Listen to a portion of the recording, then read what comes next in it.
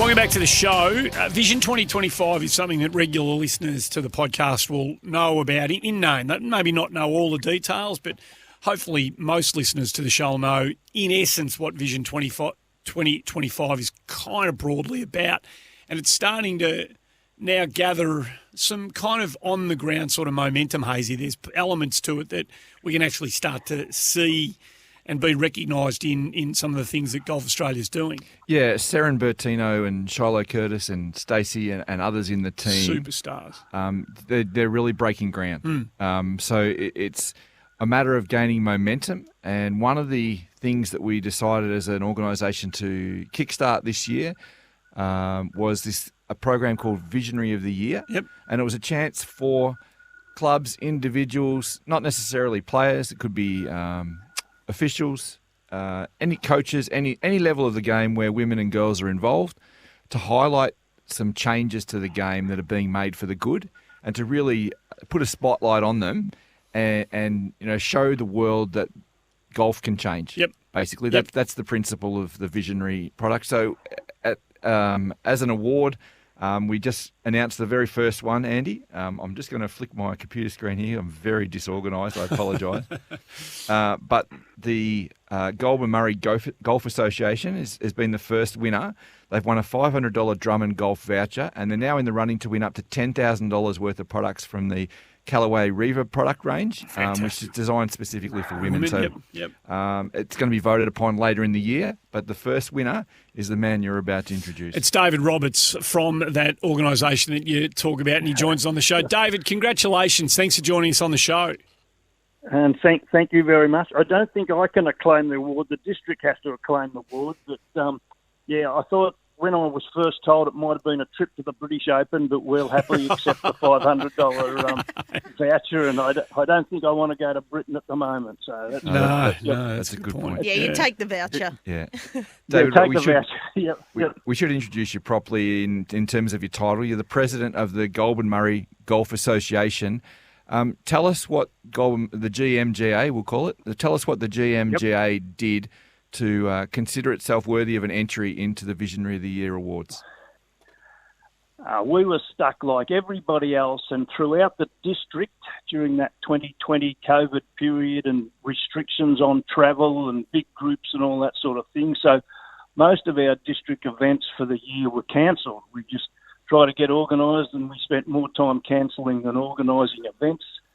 And towards the end of the year, October, November, we usually had a midweek women's Pennant on, and that was impossible to do with the restrictions.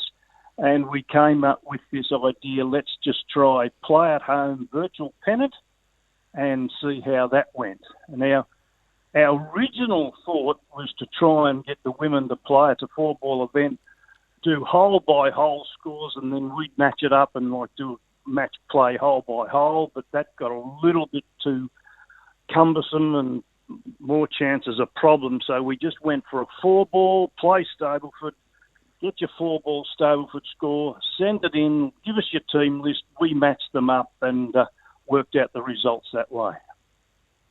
It's fantastic, David. What a great initiative. And it's like, I don't know, do you see this as something that we could keep utilising in the future? Do you think this is something that it's not just going to be a COVID thing? My thoughts right now is yes, because we had double the amount of women play in this virtual Pennant. We had about 250 women play, where the year before in the normal head-to-head match play, we had about 110. So it was a huge increase. We also found, I think, a lot more of the higher handicap women played because there was a less intimidation. They played at home. They didn't have to go somewhere else. They didn't have to work out some of the little details of match play. And, we're pretty happy to do it. So, we're going to have to stay flexible and we're going to have to think more about it. And, in fact, we've continued on, and there's 7 women's teams now playing in our January, February, Sunday Pennant, and they're doing that virtual process while the men are playing the normal head-to-head host club match play. Fantastic. How good's that, Andy? Fantastic. So it was done across the association stretches across the New South Wales, Victorian border, and there were clubs that were starting to have problems fielding Pennant teams. Period. And now they've got some of those smaller clubs even have got 2 teams entering to the virtual Pennant. Yeah, exactly. Yep. Yeah. So we had all those little border issues and bubbles and all those sorts of things that we had to deal with at the same time. Yeah. So David, play at home became a bit of an answer, and it turned out to be a winner. It's fantastic. So broadly speaking, the growth in numbers participating is incredibly encouraging. Just for anecdotally, unless you got actual numbers, what about young female players? Are you seeing young females through whatever form that you're encouraging them to participate in? Are you seeing younger players coming to the game in your region? Yeah, we have. Not in huge numbers, but we've had a couple of schoolgirls played in this because we also allowed them, rather than have to play all midweek, they could have played on Saturdays or Sundays, most of them Sundays, allowed a bit of play around club comps. We've supported a couple of girls to go to the camps that are conducted. Megan Carr's run a few here in Victoria, and also when she couldn't do the camps, she's been able to do videos. So a couple of our girls have participated in that, and we took a few to Ballarat to play in the junior teams event in early December. Yeah, great. I think, Stace, you might be able to just give us some sort of insight here. Dylan Grandel has been phenomenal in trying to coordinate some of the logistics to make these things happen. The key thing, I would imagine, from your position as pathway manager at GA for women, is for the clubs to reach out and actually engage, say, we need some help. Is that a fair comment? Yeah, definitely. And, even if they hear these sort of ideas or, and more want to get involved, yeah, absolutely. Reach out and hopefully we can offer that sort of assistance. Good on you, David. It's recognition, and I hope people listening to the first of these prizes being awarded to you is motivation for them. I imagine there's going to be one a month, is there, Hazy? Is that how it's going to work? So there's 11 more to go in 2021. Hopefully this is a springboard for, organisations and clubs all over Australia to go, you know what, I want a piece of this. What can we do that's a bit unique, like what you guys have done in your area, to become part of this and get a little bit of recognition and hopefully jump on board and become part of the big prize hunt. It's very good. Look, our captain said to me, "Isn't it good to be recognised for just having a go?" And I think that sums it up. I've now got to try and think of 11 more nominations for each month to try and get us in there. Andy, when I was talking to David to tee up this interview, he had a really good line because there were a couple of people who were sort of a little bit sceptical, David. I think that's fair to say about how it would pan out and the effort you had to put into it. What was your line? I think you'll love this, Andy. I think my line was, golf has to change because think back, there was only, 40 or 50 years ago we were playing with wooden clubs. And if those changed, a few other things can change also.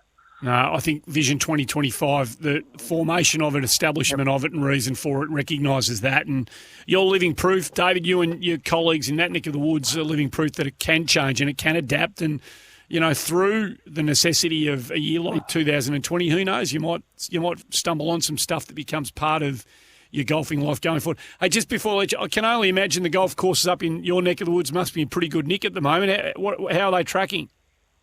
Yeah, they're tracking very well. The summer hasn't been so scorching hot here, and I think we had, like everywhere in Victoria, we had a fair amount of rain last Friday, and you could hear the grass laughing and pretty happy on Saturday. So things are good up in our neck of the woods at the moment. Yep. All the best. Congratulations to everybody involved, mate. Thanks for coming on the show. Okay, thank you very much. Good on you. David Roberts, president of the Goulburn Murray Golf Association. And I think the gist that I want people to take away here, Andy, is the funkier the better. Yeah. For the ideas here, try it on. There's never been a better time to try it on. Encourage people to go to the Vision 2025 section of the Golf Australia website, get around the competition itself. But if you've ever had an idea, just an inkling of something that can change the way golf's played generally, but specifically in this instance around women and girls in golf, Stace, this is the best time to do it. Yeah, I couldn't agree more, Hazy. And also, we want people doing the nominations as well. We want the clubs getting recognised, the districts getting recnised, so it's not just about that part of it. We need people to nominate as well. So Pretty nice to be called the Visionary of the Year. Absolutely. Hey, at the end of 2021. Imagine that little plaque on your desk, Andy. They go all right. Yeah. Stick that in the arrival foyer of your golf club. Yeah. Welcome to the Visionary of the Year 2021. Well, I think what that does is it encourages Very the next nice. generation of girls to come through. I think that's purely and simply.